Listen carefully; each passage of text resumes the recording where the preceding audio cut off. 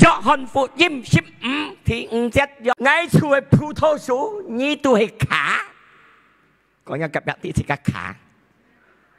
講到咗你問緊一卡冇什麼，就係呢卡冇任何嘅葡萄樹是係走卡。耶穌講意思啱嘅外幣，你冇飲滿嘅啊！呢個卡冇飲滿呢個葡萄樹啊，你要做乜嘅？啲講法，窿中水道生乜嘅生嚇，各樣嘅水道嘅。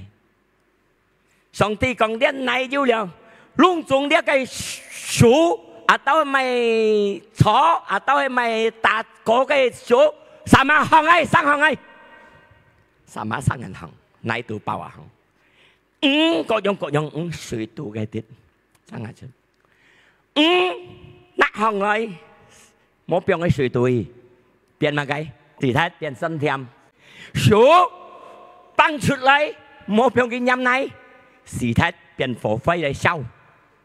乜嘅樹都好，係咪啊？啊，睇緊嚇！上帝所設計奶嘅攞嚟，攞了就冇長期一樣。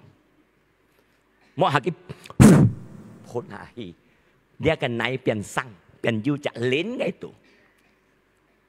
Jadi sika siung mulai ai sika sang, kan soyak này, song game mu. Hay dia cái song tim mau phun cái, phun này kan, phun hả lo cái biến sang, biến chặt nhến lưỡi. Và tí sika ly khơi song tí, biến này thon. Còn nhớ cặp biệt tí mua ly khơi song tí. Biến này thân mà cả nhà nhìn cô sẽ kia cái lín kia cái thì thân hết lín kèm hay biến này thân à lọ khôn khăn mà cả nhà có nhà cặp biệt tím mồ hương sa má liang mẹ tật lang cả chưa hay gì cả nhìn mồ lý khơi xong thì giá su còn được gì cả tí liệu phù thô khá mồ lý khơi phù thô su và tí mày xịt cả mồ lý khơi chủ giá su